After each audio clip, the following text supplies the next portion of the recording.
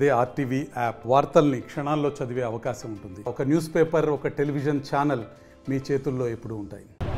ఈరోజు భారతీయ జనతా పార్టీ యువ మోర్చా రాష్ట్ర పిలుపు మేరకు తెలంగాణ వ్యాప్తంగా నిరుద్యోగుల సమస్యల గురించి కలెక్టరేట్ ముందల మహాధర్నా కార్యక్రమం నిర్వహించడం జరిగింది.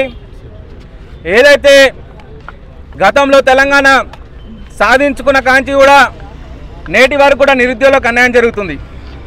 గతంలో కేసీఆర్ ప్రభుత్వం ఏదైతే బీఆర్ఎస్ ప్రభుత్వం నిరుద్యోగులకు మొండి చేయి చూపించిందో, నిరుద్యోగులకు ఇచ్చిన హామీలన్నీ నిర్వహించకుండా నిరుద్యోగ జీవితాలు నాశనం చేసిన గతంలో బీఆర్ఎస్ ప్రభుత్వం అదే పాదంలో అదే అడుగు జాడలో ఈరోజు కాంగ్రెస్ ప్రభుత్వం కూడా నడుస్తుంది.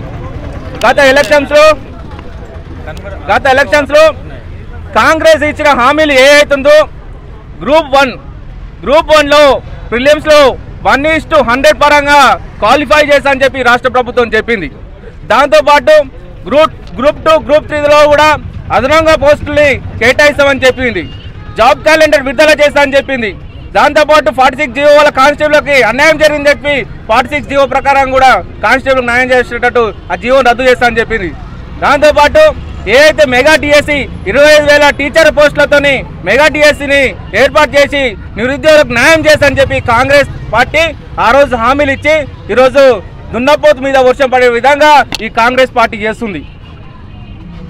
ఈ యొక్క రేవంత్ రెడ్డికి ఒకటే హెచ్చరిస్తున్నాం, మీరు నిరుద్యోగులకు న్యాయం చేయకుంటే బీజేపీ ఆధ్వర్యంలో తీవ్ర పరిణామాలు ఎదుర్కొంటారని చెప్పి మీ యొక్క ఫామ్ హౌస్లని మీ యొక్క ఏదైతే ఓటర్స్ ఉన్నాయో అసెంబ్లీ ముట్టడి ఇవన్నీ కూడా చేశామని చెప్పి హెచ్చరిస్తూ ఇక్కడ ఉన్న నల్గొండ జిల్లా కోమటిరెడ్డి వెంకరెడ్డి గారికి ఒకటే చెప్తున్నాం, ఈరోజు ఏదైతే మీ పైసల అహంకారంతో కుటుంబ పాలనతో ఇక్కడ ఉన్న నల్గొండ జిల్లాలో నిరుద్యోగులకు న్యాయం చేయకుంటే నీ కాంగ్రెస్ పార్టీకి నీ కుటుంబ పాలనకి పుట్టగతు లేకుండా చేస్తామని చెప్పి ఒక బీజేపీ నుంచి హెచ్చరిస్తున్నాం.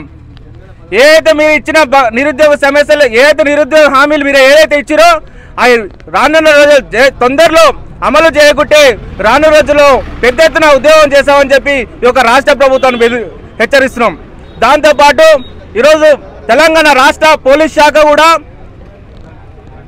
కాంగ్రెస్ తొత్తులో పనిచేస్తుంది. ఈరోజు నిరుద్యోగులకు అన్యాయం జరుగుతుంది, నిరుద్యోగ కుటుంబాలకు అన్యాయం జరుగుతుందని చెప్పి బీజేపీ పోరాడుతుంటే ముందస్తు అరెస్టులతోని బెదిరింపులతోని బీజేపీ కార్యక్రమం బెదిరిస్తారు. మీ బెదిరింపులకి మీ అరెస్టులకి కేసులకు మీ బీజేపీ భయపడేది కాదు.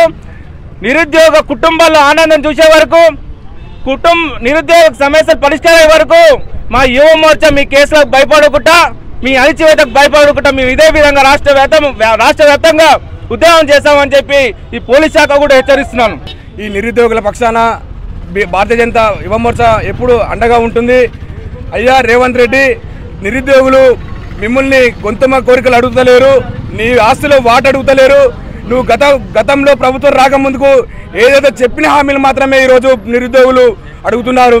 నువ్వు గతంలో ప్రభుత్వం ఏర్పడక ముందుకు నువ్వు సోమాజిగూడ ప్రెస్ క్లబ్లో కూర్చొని ఇదే డిప్యూటీ సీఎం బట్టి విక్రమార్క నువ్వు ఇద్దరు గ్రూప్ 1 అభ్యర్థులను 1:100 ప్రకారం క్వాలిఫై చేయాలని చెప్పింది నువ్వే.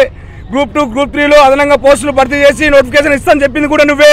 అదేవిధంగా 25,000 తోటి మెగా డిఎస్సి నిర్వహిస్తాను చెప్పింది నువ్వే. కాంగ్రెస్ మేనిఫెస్టోలో జాబ్ క్యాలెండర్ రిలీజ్ చేస్తాం ప్రతి సంవత్సరం అని చెప్పినాం.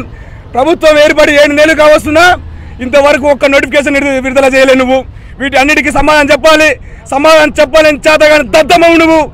చేతగాక ఈరోజు నిరుద్యోగుల మీద యువ మోర్చా కార్యకర్తల మీద అక్రమంగా అన్యాయంగా కేసులు పెట్టి భయభ్రాంతులకు గురి చేస్తున్నాము.